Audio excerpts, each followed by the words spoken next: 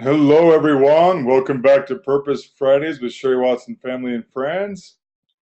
So glad to be with you again on this Friday. Happy Friday and happy Purpose Friday as well. Thank you for joining us on our Purpose Happy Hour. And we have a very special Purpose Friday planned for you today. Some very special guests. So without further ado, I want to introduce first and foremost the one and only Sherry Watson joining us.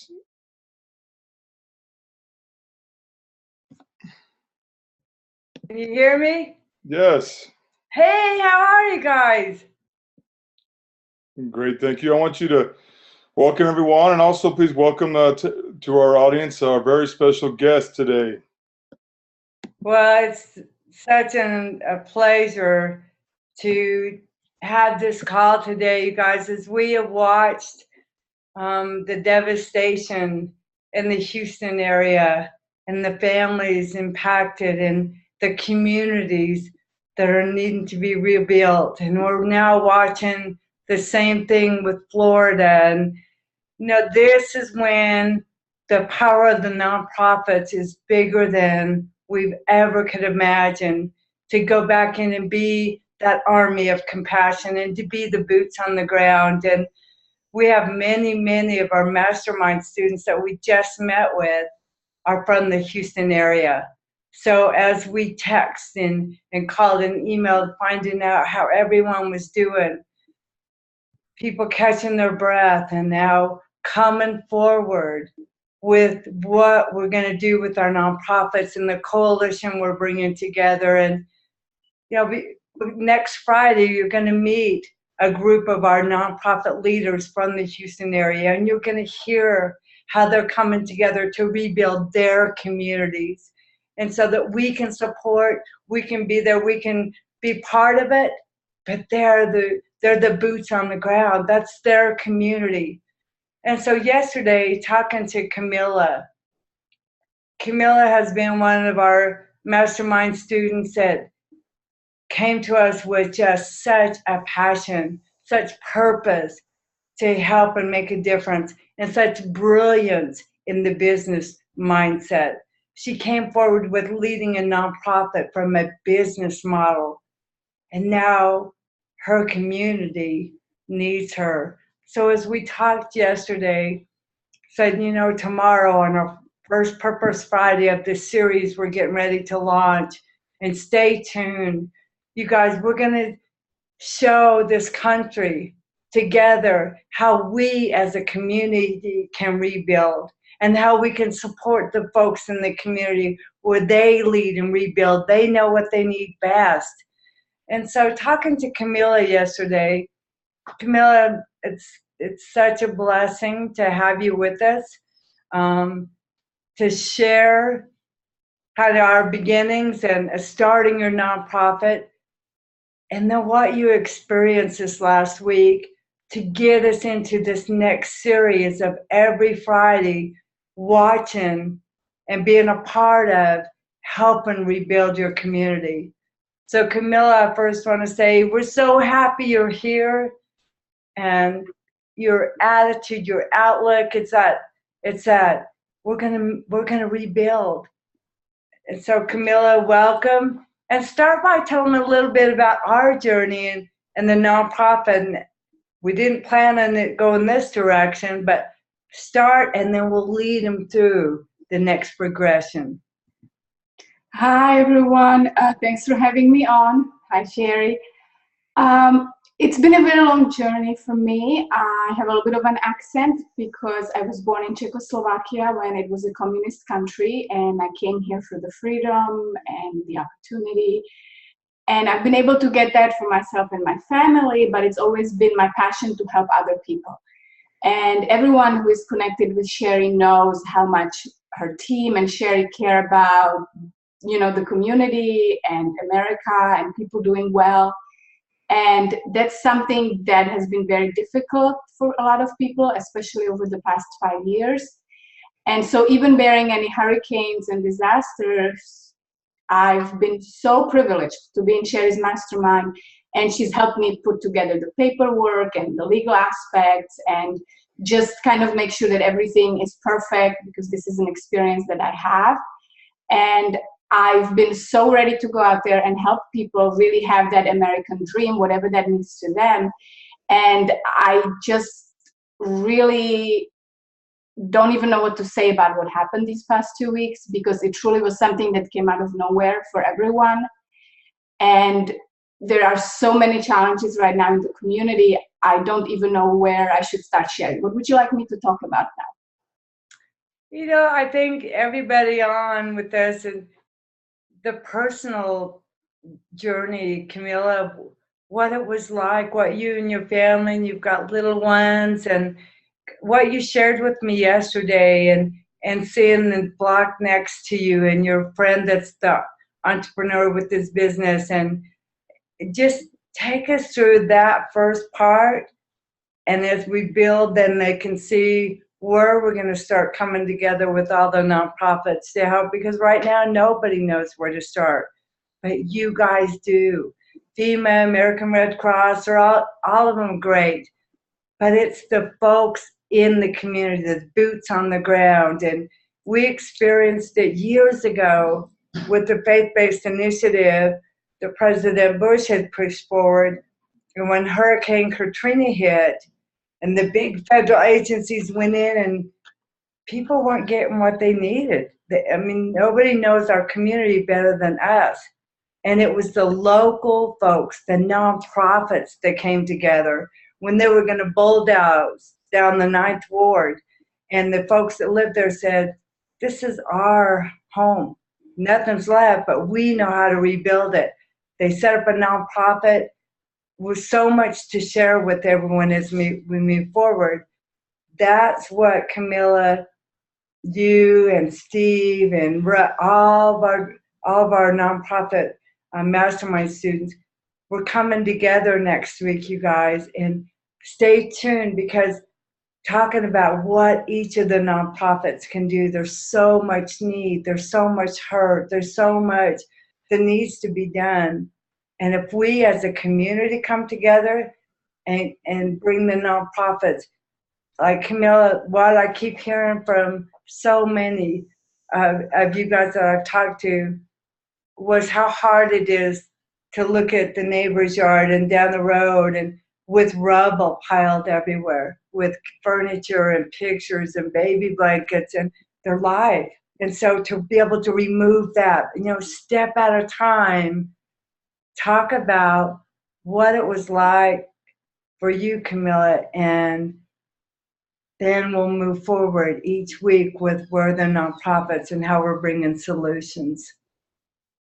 Okay, so the first thing that I would share is that because of what happened with Katrina and with Sandy in New Jersey, this time around there was more information, because some of those government programs and nonprofits created airplanes and weather tracking systems, where we as a region here in Houston had a little bit of a sense of what was going to happen. And 12 hours in advance isn't really enough time for 5 million people to drive away somewhere, but it helped a lot in terms of people were able to move to their neighbors' houses or their grandmother's houses. And so there was kind of a sense of, this town is going to go under in 6 hours. This town over here is going to go under in 4 hours. And that's something that in the previous disasters wasn't available at all. So I feel that we came out of this as best as anyone could expect when, you have 50 inches of rain, and it was higher in some places. And so personally, I feel that the hardest thing about this is that I know it will take 2 to 3 years for people to really recover. And when we talk about the big government agencies and what they are doing, they are here for emergencies, right? So the Red Cross and the FEMA people are here to move someone into a shelter right away, or get socks and tank tops right away. But they will not do any of the real relief that has to happen going forward. My neighbors who own businesses, my neighbors that, just had kids home for the summer for 3 months of childcare, or somebody is not working for 3 months, just barely making it to that final week when the kids will go to school. School was canceled for 3 weeks. In some areas, it might be 4 or 5 weeks. And, that's not something that's easy to fix with a pair of socks. These are people that their car is flooded now. And that's, you're driving down the street and people can't even get to a store. And, as Sherry always talks to us as students about how to run a 501c3 corporation and really make an impact, it's about being organized and looking forward and having a plan and not doing a bake sale or a lemonade stand. And, there has been a lot of that effort in the last week, but truly they are Band-Aids. Our local school did a big fundraiser for people to bring gift cards and toys and things. And after a week of having access to thousands of families, they raised $600, because every family was able to pitch in $8 or $10. But for a family that's just lost their car and the husband's car, it's $600 doesn't cover one monthly payment for those cars, never mind buying a new car. And so those are all the issues where those of us who are purpose pioneers here in Houston want to work on, because we really want to rebuild the community and get everybody back on track.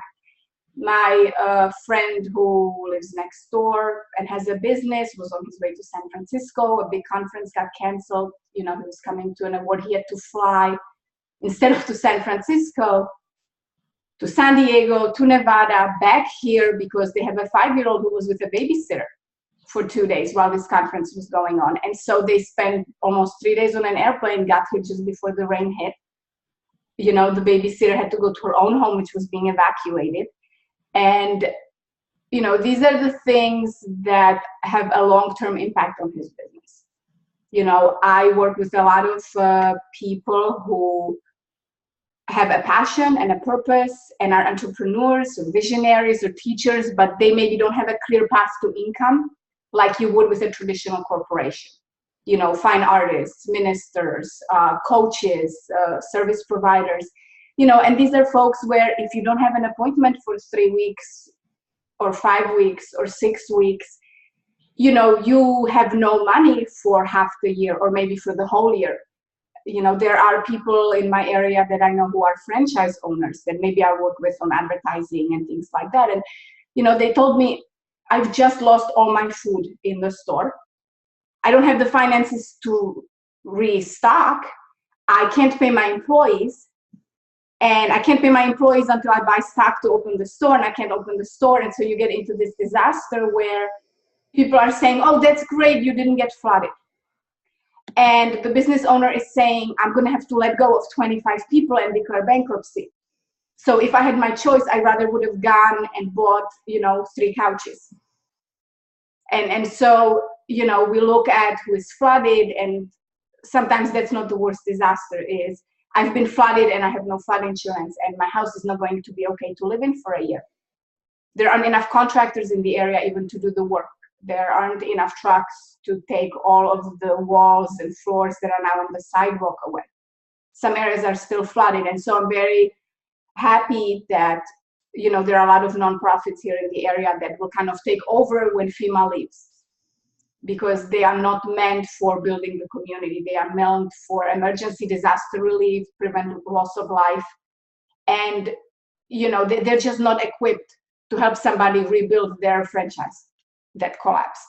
So that's something where a lot of work has to happen. And on the personal level for me, I'm always shy really to talk about my family, but I have 3 boys and they're very little.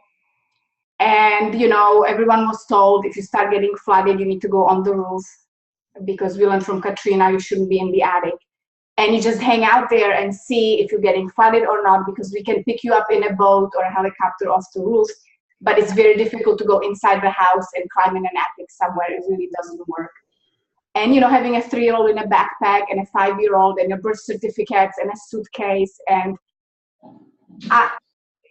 and it went on for 4 days where you really didn't know, is this our street? Is this our house? And so everyone was just in this panic the entire time. And you're just looking out the window and you're carrying buckets of water away from the foundation wall. And, most folks, because we had some warning, were able to take some of the valuables and kind of move them higher up, or maybe drive them to someone's house who had 2-story houses. But it was terrifying. There was one point where we had lightning for 8 hours in a row, and it was just hitting the house over and over and over. And The stores, of course, were sold out of water that first Thursday. So, people did what they could, but I don't know how to talk about it, honestly, because it's so fresh in my mind right now. I'm just going to cry if I go on much longer. So I think, Sherry, you should take a turn for a little bit. Thank you so much, Katrina. Our conversation yesterday was, where do you start? And this country wants to be a part of it. You look at how much is going to Red Cross, how much is going to FEMA, everything you watch, America's Got Talent, it doesn't matter. They have ways to donate. So now how do we step forward and make sure the money goes to the nonprofits, to you guys that live in the communities? One of the things I preach the most is you must have the people you're serving, the folks you're working with, in the forefront. You must have them on your board of directors. So to have the federal agencies come in and help rebuild your community, now you heard all the things Camilla's talking about. They need a place where they can bring back the businesses, an incubator, a place where they could come and share a conference room and have internet and support each other and build. Transportation is a big issue. Partnering with some big trucking company to start removing everything from the front lawns. Another nonprofit that can come in and start working on people's homes, not just bulldozing, or they didn't have insurance, so they're getting foreclosed on, or the real estate investor is going to evict them because they can't make payments. We need to come together and with that public-private partnership, because this is a way that we can truly rebuild a community that we envisioned, with renewable energy, with green technologies. What I saw happening in Hurricane Katrina, and we'll talk more and more about it, the group that came in on the 9th Ward, you guys, they just did a ribbon cutting. I think last year they opened a new center, and it's a huge community center, and they got awards for it, and HUD was involved, and Treasury was involved, and the local city that got disaster relief CDBG money. But the local nonprofit led the way and accessed that funding.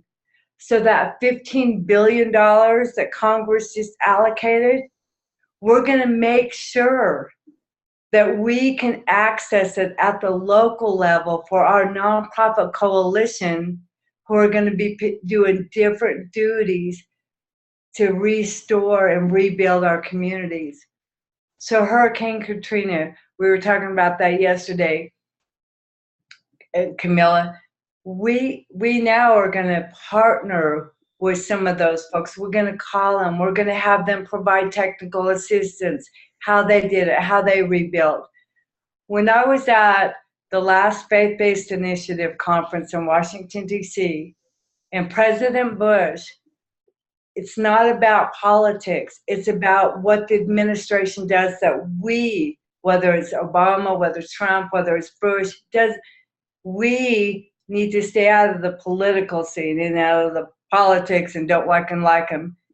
The administration is pushing forward an agenda. And President Bush, when he ran for office, this is powerful. Listen, you guys, this is all about connecting. This is what I teach, 30 years of changing systems, of changing paradigms. It was about connecting. So when President Bush ran for office, my mentor, Lex Frieden, who's paralyzed from the neck down, who can't even put on his own socks, has an attendant, professor at Baylor, led in the Texas Institute of Rehab and Research, wrote the Americans with Disabilities Act. And what a mentor. Someone who taught me there are no limits. And so as we had changed the world and created the Americans with Disabilities Act and part of the American dream, when President Bush, young one, ran for office, Lex was part of his campaign managing. And Lex showed him how the disability community worked at the grassroots. We started locally, and we built from that. And as he looked at all the contracts with contractors making billions doing contract work for the different agencies, and leveling the playing ground so local nonprofits, the folks on the ground, the army, the soldiers in the Army of Compassion are the ones that access the money to make that kind of impact. And he made a promise, that was his campaign promise, that he would level the playing field. First day in office, his first executive order was the faith-based initiative. It's for nonprofits. It's so that we have the same kind of level of accessing that grant money as any big contractors do. What we did as a community, we went out and got people engaged in that. So when Hurricane Katrina came, we started doing the nonprofits and the faith-based initiative and the leveling of the playing ground. At the last faith-based initiative conference in DC, when President Bush came and surprised us, the award went to a gentleman in the 9th Ward. He's a businessman like you, Camilla, and he saw so much hurt like you are, not even knowing where to start. And he said, we're setting up a nonprofit. Didn't even know what a nonprofit was, but he knew that was the vehicle that could access funds and bring business, common sense solutions to rebuild the community. And when he stood up there and accepted his award and talked about how they brought the community together in lots because everything was devastated. And they said, we're not going to let the federal government rip apart our community. We're going to rebuild. And they got emergency funding through the Gates Foundation. They had a library they started that they used as an incubator, Camilla. They brought in people like you, lead, and bring in your neighbor, bring in folks that, and they had the internet, and they had a shared conference room, and they had a phone system, and they supported each other. They lifted each other up. And then they started figuring out how to get the funding that was coming there. And they looked at schools and went, I've always wondered, schools are on the prime real estate in our area. At 3 o'clock, they shut down and you can't get into them. That doesn't make a lot of sense. Why can't we build a community center that has an incubator for businesses, that has the big fancy gym that we all go and buy separate memberships for, that has a healthcare center in it and a wellness center, that has the senior center, everything in one. It made sense to them. And bring in renewable energy. Let's build it right. You guys, they did it. They led. They developed a model that anyone else in this country would go, wow, why isn't that happening? Why don't we think of that? But it was because they, in their own community, did it. So with Camilla talking yesterday, and this Monday we're going to get together with all the nonprofits, build that coalition, and look at where the need is the most right now, and what nonprofit can take what area. Camilla, one of the groups that we talked about yesterday was Camilla has always been in helping grow businesses, entrepreneurs, and she's the lead in the entrepreneurial world. If you looked at the definition, Camilla, you're there. And so one of the things that we worked on was a nonprofit incubator system. Right. And there's a great one called Propelled, Camilla, in New Orleans. And you guys, I want you to watch this journey that we're unveiling when you meet with us next week and the week after, when we launch the funding side that everybody can be a part of. But the funding's going to go to Camilla, to Steve, to folks that live in Houston, that are from there. And so this incubator, you guys, amazing. They're funding grocery stores. They're funding the entrepreneurs. They're putting the panels together. They're having competitions. They're bringing the community together. So Camilla, when you say you don't know where to start, the loss is so big by getting all of our nonprofits together and having you guys talk about, when you shared with me yesterday that it was great the first day or so to get a clean pair of socks and a t-shirt, but now a week later people are wondering how they're going to feed their kids. How they don't have employment. They can't go to work because their vehicles are gone. They can't do their work from their home because they don't have all the internet and things they need. When you said that to me, it was like, wow, let's go into action, and all the billions of dollars that are coming to you guys. You guys, this is how the nonprofit connect. And you watch what we're going to do. Camilla, with you leading in the employment area and the incubator and the entrepreneurial area, you watch what you guys are going to do with all of us supporting you. This country wants to help. How awesome to help support local groups and have you guys come and share with us what's happening, the progress, what the needs are, creating that wish list so that we get what you need to help rebuild your own community. Yeah, that sounds really good right now, because everyone's been asking those same questions. The big federal agencies, they have their own list in terms of infrastructure, and that's a great list, but it will not help people recover their losses and move forward. And that's really, I think, where the local nonprofits are so important. You know, even in terms of just hiring people to do some of this work and maybe replacing their income for a little while or some part of that as well, because it's just been terrifying. You know, the bank sent out a nice email that, you know, well, if you're in an affected area, you know, we're going to forgive your late fee or your over the limit fee. You know, and okay, that's great for the month of September that you're not charging someone $35 who doesn't have any money. But, you know, that's not going to help, right? It's you know, if you go to them and say, I need a new house, they will say, we will loan you $200,000, but you have to show us $200,000 and income and perfect credit. And if you don't have those things, as a for-profit corporation, we have no way to help you, because we have no guarantees that you will repay the loan, that you qualify to have this loan. The nonprofits do something that the work itself is the profit. So it's just a completely different type of a corporation.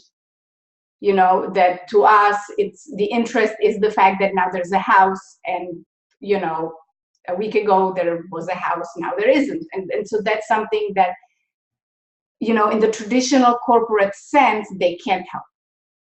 You know, they have nothing. They won't give you a personal loan to replace your income from Taco Bell that's been closed for 5 weeks. You know, and Western Union will not give you a payday advance if you're not getting a paycheck. And so you just get so tangled up in all these disasters. And, you know, it's going to be a lot of work for a lot of people. And certainly FEMA is not going to do anything like that. So guys, I would love for you to come next Friday and the Friday after that, because Sherry and those of us here in Houston are working on a lot of really amazing programs and services that, you know, hopefully you can be a part of.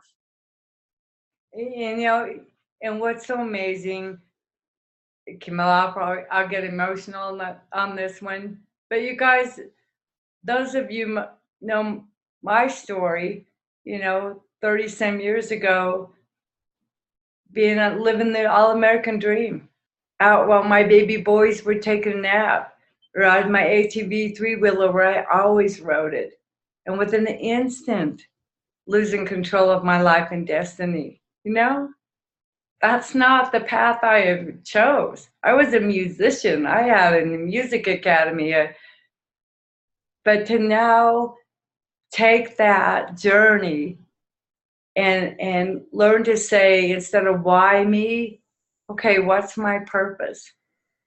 And Camilla yesterday shared with me that, you know, her and her husband spent the night saying, look, Sherry didn't ask to be heard on the ATV. And look what happened, turning it into purpose. And that's what I want, that hope, that faith, that belief with all of you guys. Camilla, is this wasn't the path we thought we were going with the nonprofit, but there's a reason we were brought together. There's a reason we started building that nonprofit. And when I meet with the folks like in New Orleans that were devastated, that lost everything, and now they've got a nonprofit that they're supporting entrepreneurs that to tackle social and environmental disparities, and they're having panels, and they're funding the grocery store led by entrepreneurs. They're funding the whole business community. And for them, the purpose, they are so on fire. It's bigger than they ever would have imagined. And I want you guys to see this whole group that's with us today. I want you to see the hope, the faith, the belief that is brought back when we empower the community, the leaders. When I have a lot of my real estate friends, some of the best gurus, most heart-centered, been telling me that 80% of the homes lost do not have flood insurance. So they're going to be evicted, they're going to be foreclosed on, they have nothing. Public-private partnerships are what has rebuilt this country in so many instances.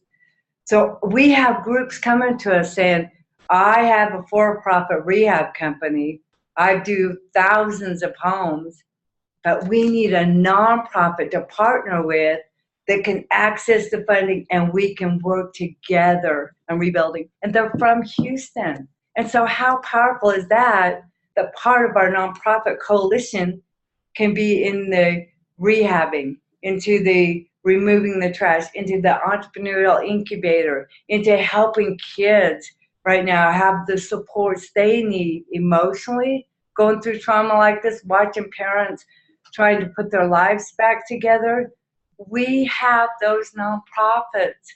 And so, Camilla, when you shared that with me yesterday, that got me so fired up to know that we can lead this country and showing them how we can rebuild with you guys leading.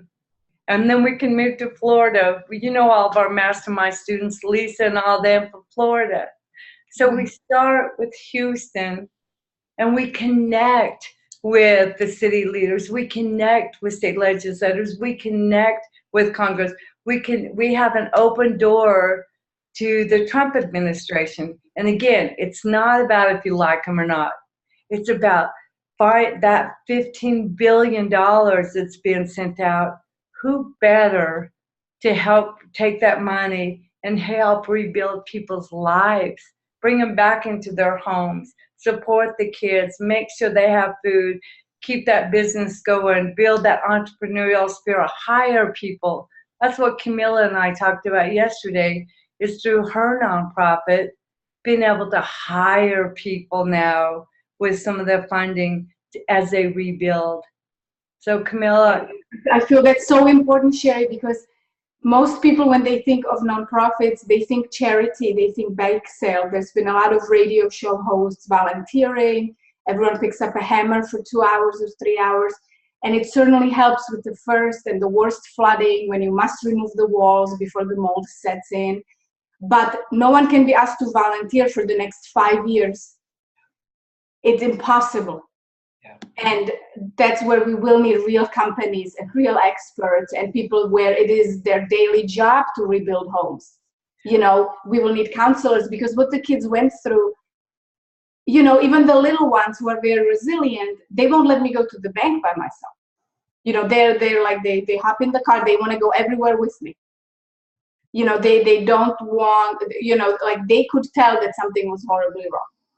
even though we try to kind of play it down. But they can see that grandpa's World War II flag medal is going up into the neighbor's attic, right? So, you know, even if you're not saying anything, they're not stupid.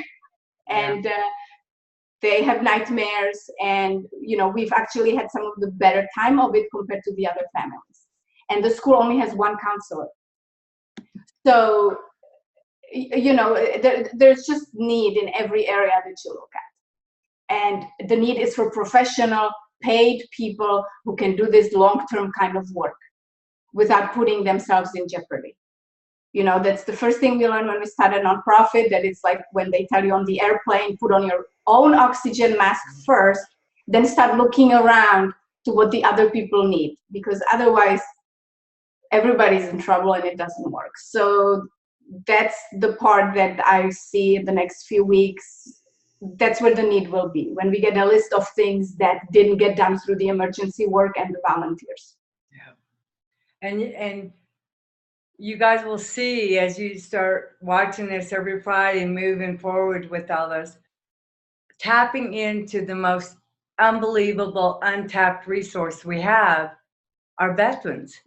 You know, I watched a commercial last night. I won't say who it was. It was a coffee company, and all these people are talking about coming back from war and how they're now working in the community doing this and working for a coffee company, 10,000 of them.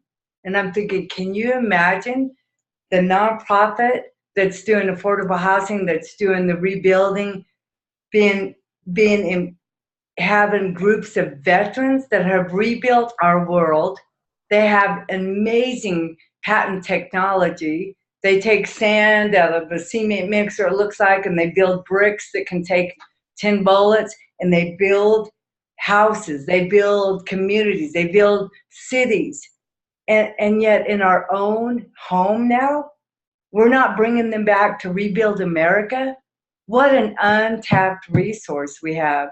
So you're going to see one of the nonprofits that's going to be working with all the other nonprofits that's bringing together groups of veterans, Marines, Navy, Army, Air Force, bringing them together to go out and rebuild. You know, so there's so many innovative, creative things that we're going to be doing through the nonprofit. And Camilla, what is so powerful about mentoring you and being side by side with you, you understood the corporate part of a nonprofit, not the charity, not a bunch of volunteers. You understood it's a business, it's a corporation.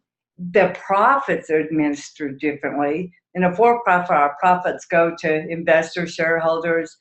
In the nonprofit, the profits stay within the nonprofit so that you can do more. You know, grow from that peer support to life skills to becoming your own bank to like I did.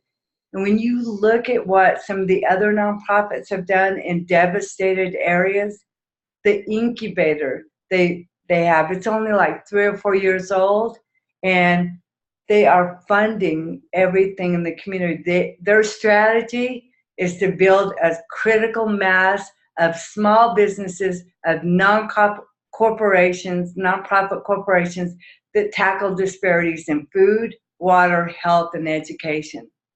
Who better? And it's so awesome to think about, Camilla, your nonprofit leading the way in this, you know, and being able to access the funding. Now, you guys, I know on those of you with us on Facebook, I've seen a lot of comments about, oh, nonprofits shouldn't make money, and, you know, how could they do that? And nonprofits are a powerful corporation where I had 40 full-time employees of people with disabilities. We have 80% unemployment. I employed a group that nobody else employed. I had 400 contractors. I was one of the largest bases of employment in our county. I was considered an economic development producer. That's the power of a nonprofit. Put people to work and pay them just like corporate America does to go out. So if we think about this, when I talk about redirecting funding, so we spend $1 million on providing, some socks and gift cards and that, or we take $500,000 of that and fund an incubator that Camilla comes forward with and brings 50 entrepreneurs together that get their businesses going again, and they pay $10 million in taxes and have created 50,000 jobs. I mean, think about the return on investment when you are able to spend money in an entrepreneurial business way versus money that gets caught up in the bureaucracy and goes through 18 different layers and never gets to the people.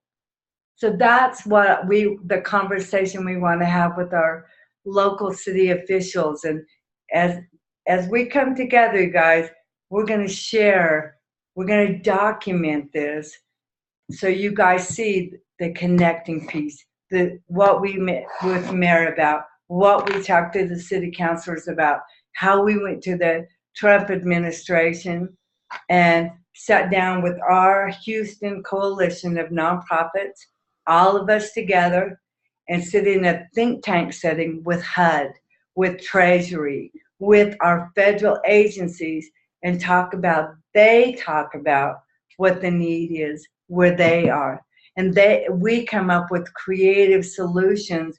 That $15 billion, okay, some of that goes to the nonprofit that's working with the for-profit to start rebuilding homes again, right? Think of the economic impact. If there's 100,000 homes that are foreclosed on in Houston, and we did a study with Harvard, $50,000 per home it cost the city in foreclosure. Houston's going to be losing millions, tens of millions of dollars. Now think if we put $1 million and start rebuilding those homes and they're still paying taxes.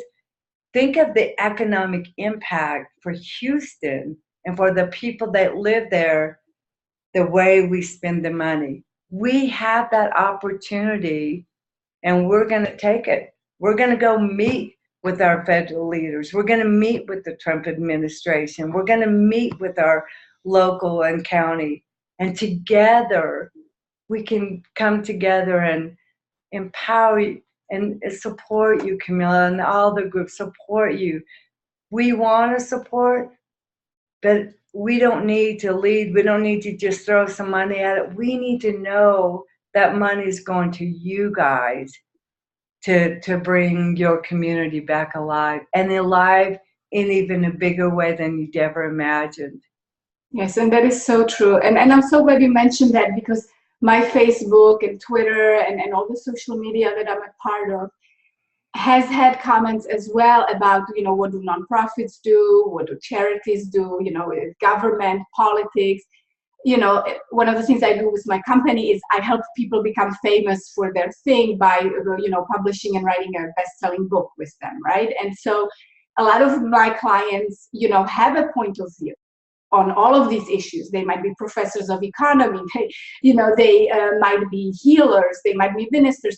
So there's been such a tremendous amount of discussion, but what those people are sometimes missing, who are negative about nonprofits, is that when we measure GDP or economic impact, it very rarely looks at the long-term consequences to civil society, right? When we look at why is one country doing well and has happiness and law and order and opportunity and other countries don't have that, government is a part of that. Having a place where you can settle disputes through the court system and clear rules instead of, having to shoot each other on the street, that does make a difference in people's lives. That isn't calculated when you talk about GDP, or, a person had a house and now the house was foreclosed on. The $50,000 that you talk about in terms of the foreclosure, that's just a drop in the bucket, because what we know from economy and sociology is that the vast majority of divorces are related to money problems. And we know that the vast majority of bankruptcies could be avoided if the family had a way to get hold of an extra $400 a month. That's it. Yeah. And, when you talk about children and broken families and that's something that affects the country for the next 75 years, for the entire lifetime of those children. So I don't see how, the traditional corporate model that says, well, a $50,000 house went into foreclosure, so that's a loss of $50,000. And we're just going to ignore the fact that now there's a divorce. Now, the kids are being shunted between grandparents. Now one grandparent can't be in long-term care anymore and has to go to a state-sponsored facility that will shorten. Like, all of these things happen that aren't clearly calculated with just algebra until like 50 years down the line, really. And so that's where I get really flipped out when people talk about, all the intangible consequences that a nonprofit does solve, where a traditional corporation who's only looking at the calculator for like the immediate thing that just happened and kind of almost makes fun of the real catastrophe that's about to come. Because it's not exciting to look 20 years down the line and realize what this will do if 5,000 people in Houston foreclose, get a divorce, and live in poverty for the next 15 years. Yeah. The stress that it puts on everything, the educational system, the prison system, the healthcare system. I don't see that in any of those comments that talk about, what does the $5 billion get me? Yeah. It doesn't just get you $5 billion to rebuild some house. It gets you 25 years of civil society, and so that's really, really important to me, actually. It's one of the reasons why I started a nonprofit, because people just never really talk about that in the corporate world, all the secondary consequences of where the money goes and who's using it and how it's being used and who it's going to. So awesome. And that I'm so at home with you guys. It's amazing. Your students and you just really see the world how it is, not, how we hope and think in a Facebook comment that it should be, because that's something we saw on the news yesterday, from someone that doesn't live here and has no idea what's going on, right? I love it. See what I told you guys, Camilla got it, because nonprofits, I learned 30 years ago, nonprofits are the social conscience of our country. I mean, it's about policy. We're the ones that go in there and really make things work. It's not about just getting a little bit of grant money or doing a little volunteer team. It's looking at broken systems, empowering people to step forward. And that government, just think about all the government money, that's our money. That's our tax dollars. We need to be up there accessing that money, because here's the thing, Camilla, I'll just share with everyone, this one. But when we talk about redirecting money and spending it in a way that empowers people, like Camilla's talking about 25 years from now, and changing systems that are so broken. We're in the nursing home industry and people with disabilities. All we had was nursing home and institutions, right?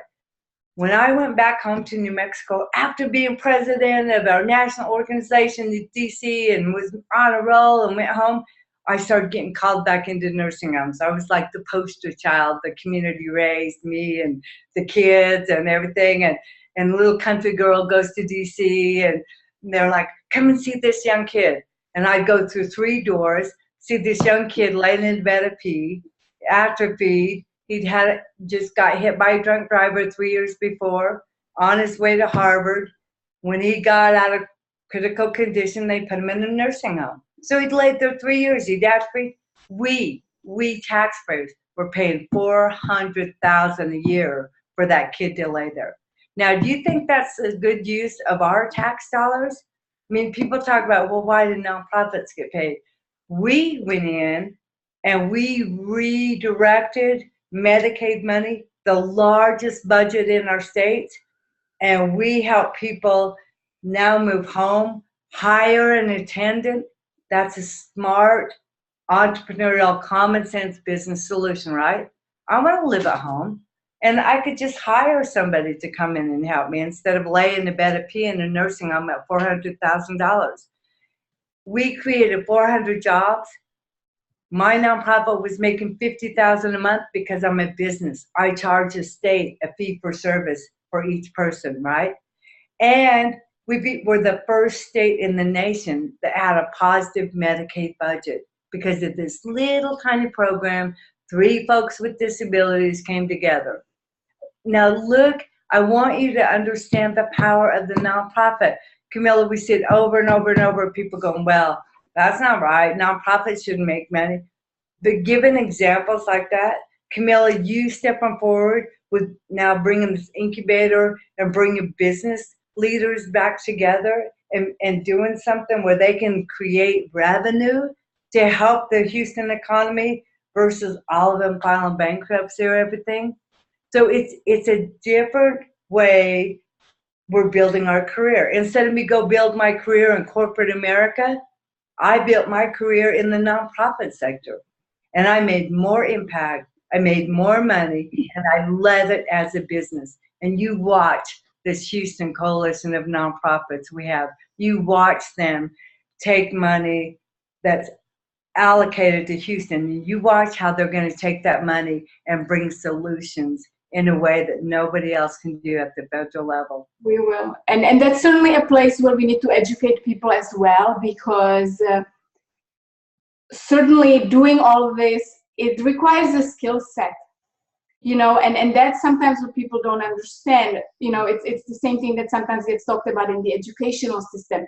If you're not paying teachers well and you're making them work all the time and you give them all these requirements that they have to fulfill, the brightest people simply will no longer accept the job of teacher and they will go into another profession. And so that's, for me, something that more people need to be educated about as well, because, I have a very rich 20-year corporate career because I wanted to figure out how to make money in America, because by trade, I'm a philosopher. That's what I always wanted to do, make the world a better place and teach and write books. And the truth is that not everybody can do what I did. Not everybody can work for a Wall Street company and figure out how to do franchising and, be the #1 realtor in my area for 3 years. I was closing 50 homes a month sometimes. And so what people have to realize is if a nonprofit is paying me a salary to do the 20 years of experience that I've had and bring it over to solve this problem, and the nonprofit is giving me $50,000 a year or something as a W-2, when I was on Wall Street, I could make 20 times that. So the idea that, when a bright, talented person goes to work for a nonprofit, they're getting rich off of donations is completely ridiculous. When you do the math of selling 50 homes a month versus having a nonprofit in Houston building houses for $50,000 a year, it's not like this great win where all of a sudden, I'm flying around and sipping champagne in helicopters. So that's also where I get really flipped out, because if you want the best people to be solving a problem, you can't make it where any other profession they could choose will be paying them 20 times more, because it would be very, very difficult to get anybody to go over and work on the problem, because, eventually people just do burn out on being broke and not being able to take care of their own family. And, that's something that I feel is not often addressed when we talk about, administration budgets within nonprofits. People look at it like, well, why can't somebody just volunteer 200 hours a week for the next 20 years of their life? And, the answer is, well, you try it for a week and then we'll talk, right? Because the answer becomes immediately obvious, right?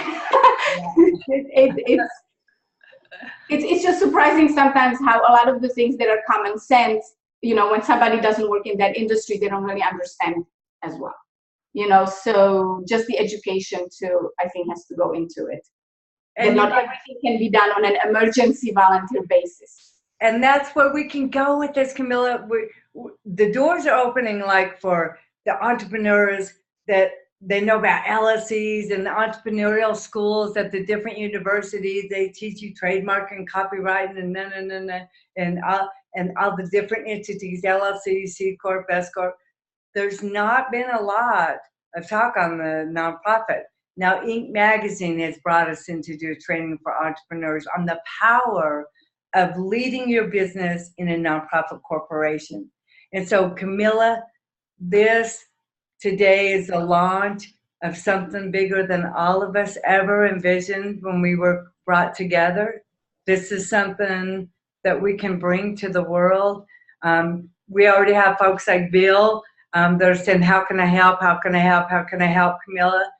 You guys, stay tuned. Next Friday, we'll bring the coalition together, and then we're going to have a way where everybody in this country, in this world, can bring support in, and we're going to lead and be side by side with the nonprofits in all the different areas. So stay tuned, Bill and folks.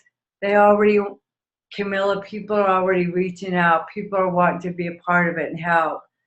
So we'll get back next week. You'll meet a lot of them, and then we'll take everybody on the journey. But Camilla, I just can't share my gratitude enough for you for lighting that fire in us, for keeping that fire burning. When we talked yesterday, and you're able to look at things in a way that, I hadn't planned on going in this path, but there's a reason. There's a reason. And just who you are and what you bring, Camilla, it's going to be an amazing journey together. And to bring the rest of the country together, we're going to be able to make tremendous change in the way that we spend our tax dollars and the systems. And 22 veterans a day commit suicide. And my mom, just lost my mom a couple of weeks ago, and they'll pay for her to be in a nursing home, but they wouldn't pay for her to have supports at home. Does that make sense? And so many of our systems are broken, and we have you, Houston fighters, your spirit, to help us recreate what we want the world to look like and to model after you. Yeah, I agree. And I'm so excited. And one of the reasons why my Community Development Institute is called Common Sense is because there are so many simple things that everybody already knows need to be done. And everyone has agreed, and it doesn't matter what your politics are, we all know, but somehow it's just not getting done, right? So yes, bringing a little bit of common sense into the bureaucracies and the corporations, and kind of just making sure that people can live and be happy and have the life that they wanted for themselves. That's what makes America so great. That's why people love it. That's why they come here. And it's just so important to me, that we're not throwing up our hands in the air and saying, well, I gave $10 to the Red Cross, so I guess I'm done, because someone has to step up, and the more people that do that, the better off we will all be here. So I'm so excited about next Friday. And just, guys, join us again. There's going to be some of my other mastermind members here in Houston talking about what we need. And, it'll just be so fun to talk to you guys again next week. Oh, and I see people on here with us, Camilla, Pete in Florida.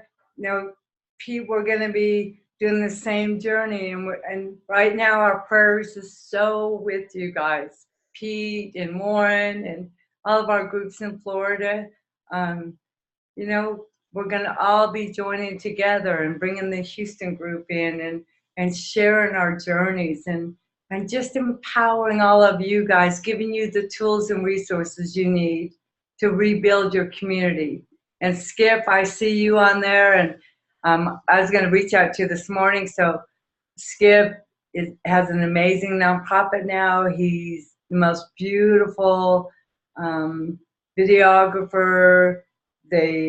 He captures emotions, Skip. So our team met yesterday. We met with the Texas Coalition and bringing you into it and having your nonprofit be part of the documenting and teaching this country how together we can rebuild, and empowering the folks on the ground as the soldiers in the Army of Compassion, and all of us supporting them. So stay tuned, you guys.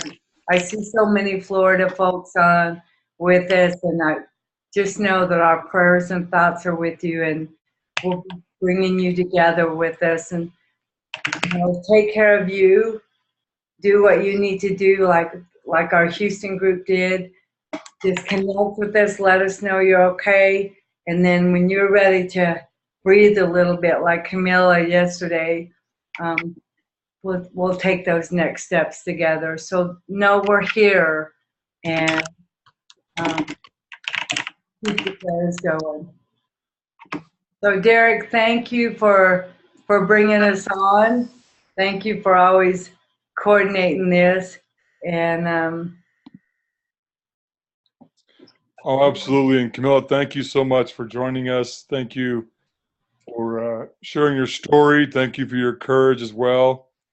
Those of you out there, we're going to put something together very special. And yes, also for all of you out in Florida as well, please stay safe. And Pete, many of you that are out there, we'll be looking forward to bringing you on this as well. I'm sure it'll be needed in a very, very large capacity in addition to the Houston area. So we wish all of you to be safe, and we'll be in touch with all of you very soon. We look forward to our Purpose Friday next week, where we'll do something very special on this front, bringing in a lot of our mastermind, a lot of our leaders from around the country, and developing a big collaborative to deliver aid to those in need.